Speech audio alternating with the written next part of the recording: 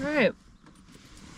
So how exactly did I find myself in this situation at this present moment? That's a really great question. And I'm gonna tell you a long story, so buckle up, kids. Back in October, I started noticing a little ticking noise. Okay, it was here, there, quiet. I hear it occasionally, it would go away. I would hear it and go away. I'm like, this is a weird ticking noise. Throughout the next couple months, while this vehicle was in the Talus Gear shop, we would turn it on to move it and the ticking would start. And it was interesting because it would start and it would go away. It would start and it would go away. Like, it was really intermittent and it was really strange. Over time, though, the ticking got louder, and fast forward to about a month or two ago, when we were really firing up the truck and whatnot, the ticking was significantly louder.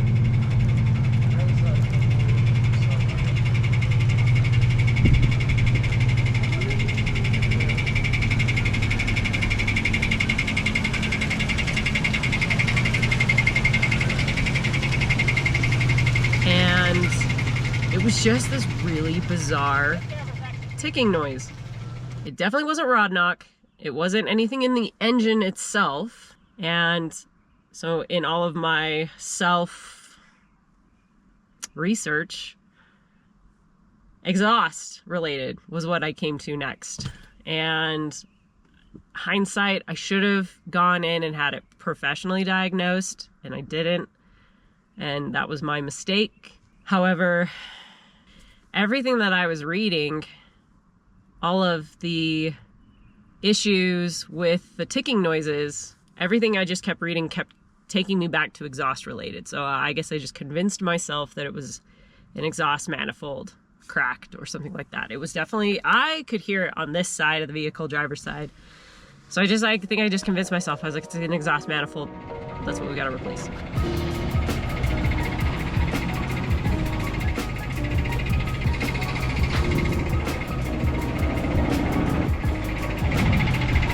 Got a question for you guys.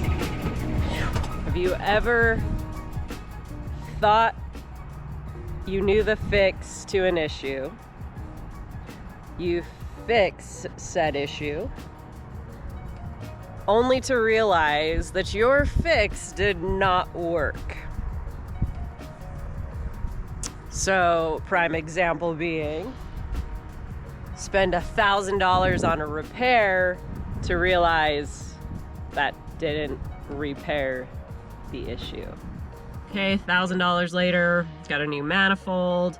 All right, here we go. He turns the vehicle on to back it out of the shop, and what do we hear?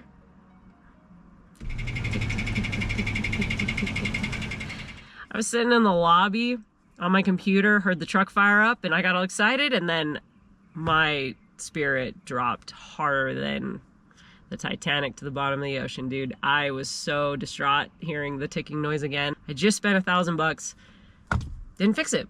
So Jeff gets under there, put it on the lift it up. There's a little peephole you can look underneath, shine a flashlight up there into where the flywheel is and between your transmission and your engine. Right there, crack, right in the plate. We can see it. Hearing that news actually brought me to tears. I came out, I was a wreck that day. I just felt so defeated. That was after a week of the issues that I talked about in a previous video with like the tent and things not going right. I get here, turns out the manifold wasn't the problem. $1,000 later, oh, you got to spend more time, money, and effort to get the right fix. Like, oh man, that was a rough day. So yeah, I just want to do this video because it's a little bit of an education. People might not be aware of the signs and sounds that this issue makes because it was misdiagnosed and that happens. So we fixed the misdiagnosis and turns out it wasn't the fix. Yeah, now we're on it.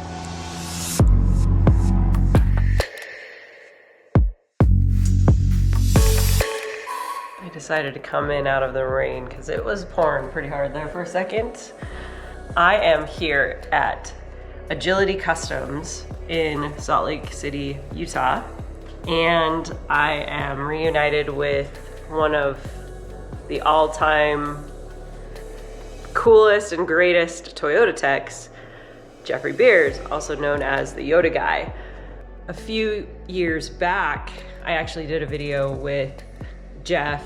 I had gears installed that were installed improperly and ended up failing. We found all kinds of issues and broken bits, slash marks in the housing. It was not a good situation. Anyway, he had done the gears since and I've had no issues. That is why I'm back here. I made the drive. I came out of my way 5 hours to see him and have him work on my truck. And now we're here and we are gonna get cracking on this fix. It's gonna take us several hours to do it, but it has to be done. It sucks. And it is what it is though. We'll figure it out.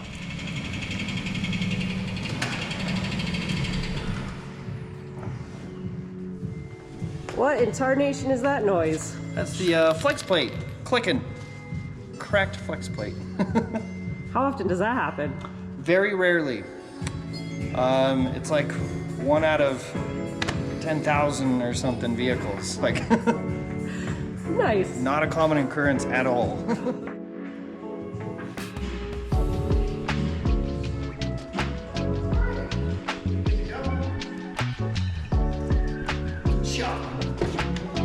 Tally ho.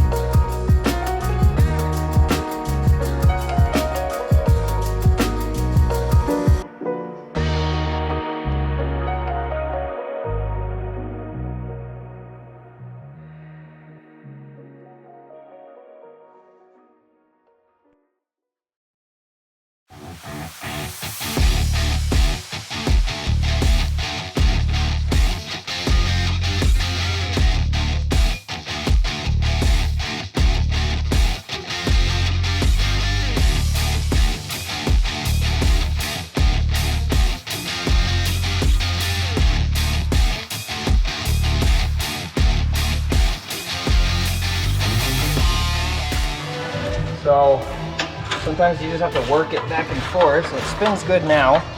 Oh, now it's real tight. Just gotta see if it'll work through. There we go.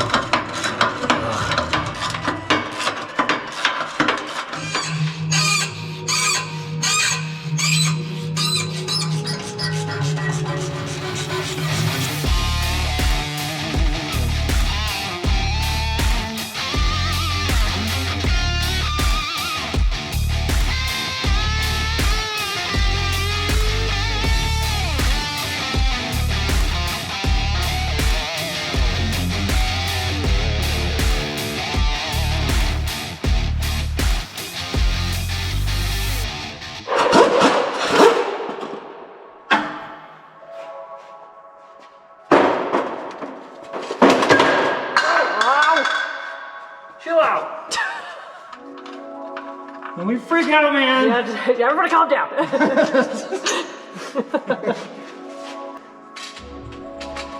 These are specifically like 4 at the very top of the bell housing that are quite difficult to access usually.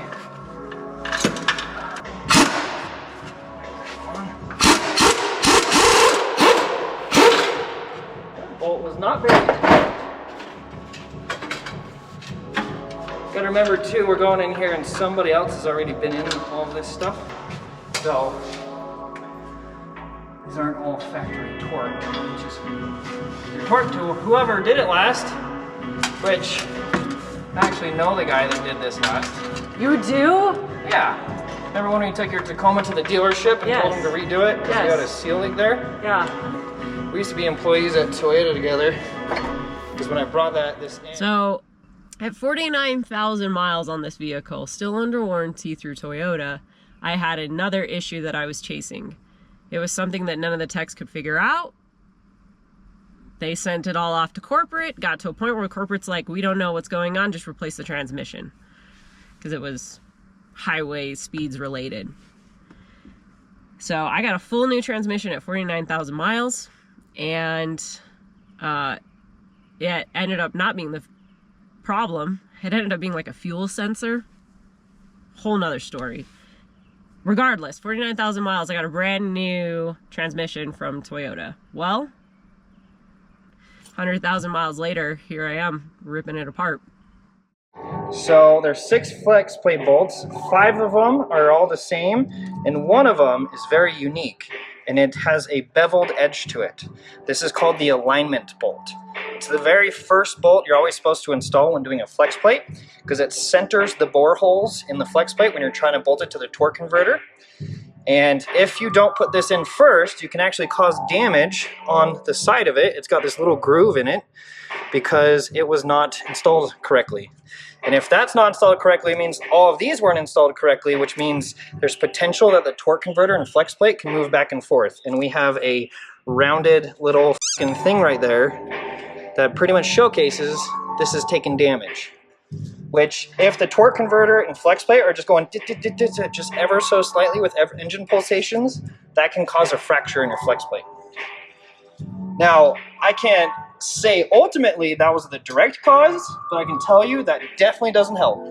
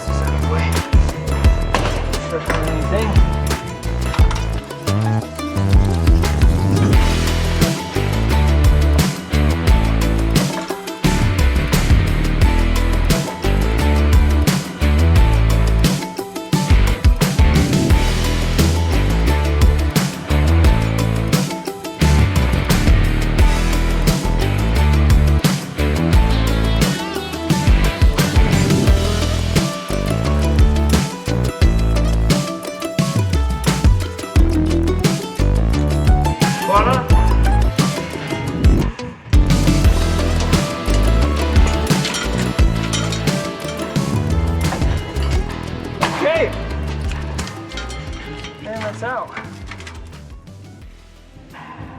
Okay, so we can see here that fractures have been developing right where the flex plate bolts have been going in. There's a fracture line right there, fracture line right there. That's got a fracture line, fracture line, fracture line, and finally the one that caused a rattle is this hairline fracture right there. So based on all these bolt positions and everything, I think it'd be safe to say the root cause of failure was incorrect installation of the flex plate hardware, because you can tell that they've all been rattling and bouncing around.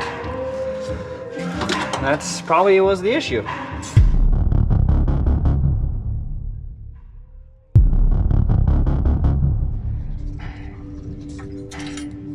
There we go. So pay attention to direction here. Look at all that shit.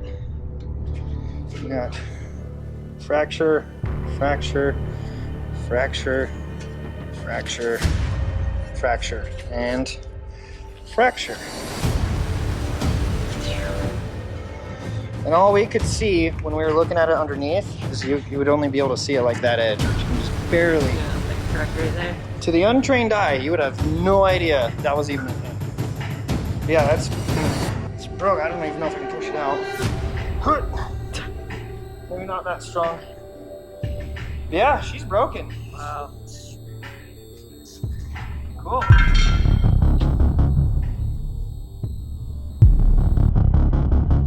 Okay, so these are the Flexplate pilot bolts. There's only one that goes in the Flexplate to help align the Flexplate up to the torque converter. The old one was missing the washer that has on this new one, and it shows a good amount of signs of wear and stuff, like this thing's been kind of moving around. And you can see that this potentially wasn't holding the torque converter and Flexplate perfectly centered on each other and allowing for some movement, which more than likely is our root cause of failure. So yeah.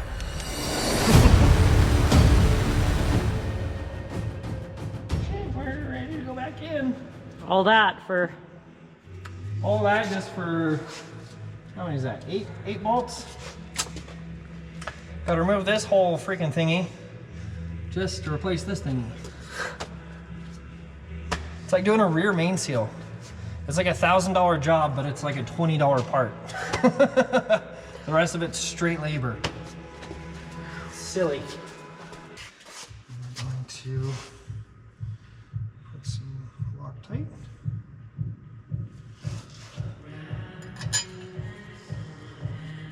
Loctite acts as a thread sealant and prevents any bolts from backing out from vibrations and stuff, which is not ideal if it does.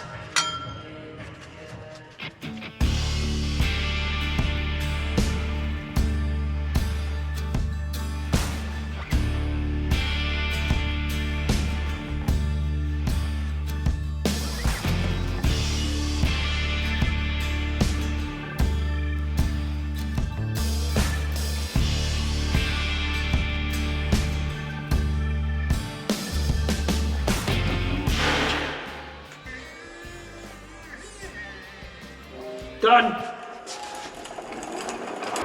Cool. I came from the mud. There's dirt on my hands.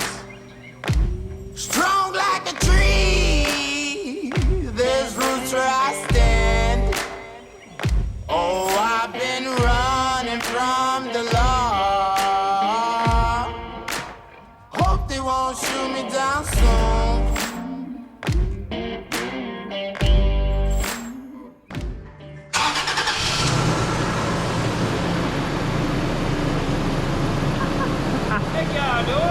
no taking. Woo! Ladies and gentlemen, we have quiet. No laughs. That is a beautiful sound. Nothing. Thank you, sir. No problem. Fix the tick. If I were to go to that Toyota dealership right now and pitch a fit, they'd just be like, shrug, denial, not our problem, we didn't do it, you can't prove it, and it'd be a lost cause, so there's no point. But you connect those dots, the failure started at 49,000 miles when an installation didn't go so well. Lesson learned, I guess. That's not something that I could have prevented or something that I could have done differently, right? I didn't install that transmission, but something to look out for. And that's the whole purpose of this video, is just educational, you know? Hopefully you never have to experience what I have gone through, but a little more education for you if you ever find yourself in a situation of a tinny tick noise that is behind your engine.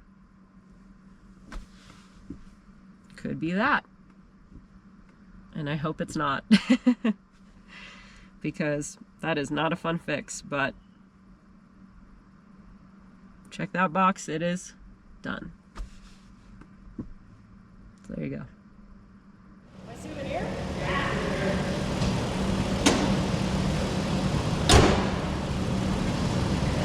Alright.